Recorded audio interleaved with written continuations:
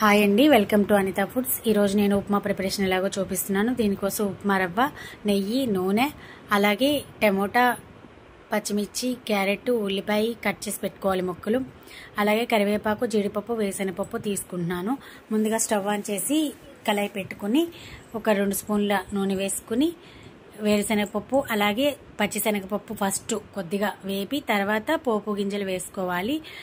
ఇవి వేగిన తర్వాత ఉల్లిపాయలు, టమోటా, క్యారెట్ ముక్కలు, పచ్చిమిర్చి వేసేసుకోవాలి. తర్వాత కరివేపాకు వేసుకోవాలి. ఇప్పుడు నేను ఇందులో ముందుగా వేరుశనగపప్పు వేసుకోలేదు, అంటే నేను అవి తీసుకురాగానే ముందుగా కొద్దిగా వేపుకుని స్టోర్ చేసుకుంటాను అన్నమాట వేరుశనగపప్పు. అప్పుడు పురుగు పట్టకుండా ఎక్కువ రోజులు నిల్వ ఉంటాయి, అందుకోసమని. అందుకే నేను వేరుశనగపప్పు లాస్ట్లో వేసానండి. మీరు గనక వేయించలేకపోతే వాటిని ఫస్టే వేసేసుకోండి పోపు వేసేటప్పుడే. సో ఇలా మొత్తం వేగిన తర్వాత నేను 1 గ్లాసు రవ్వకి 3 గ్లాసులు వాటర్ తీసుకుంటున్నాను.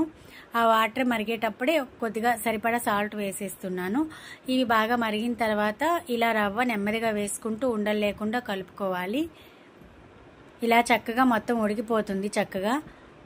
తర్వాత దీనిలో ఒక 3 స్పూన్స్ నెయ్యి వేసేసుకుని మళ్ళీ కలిపేసుకుంటున్నాను. అంతే మన ఉప్మా రెడీ అయిపోయినట్లే. దీన్ని నేను చట్నీతోటి సర్వ్ చేసుకుంటున్నాను. Thank you so much for watching my video.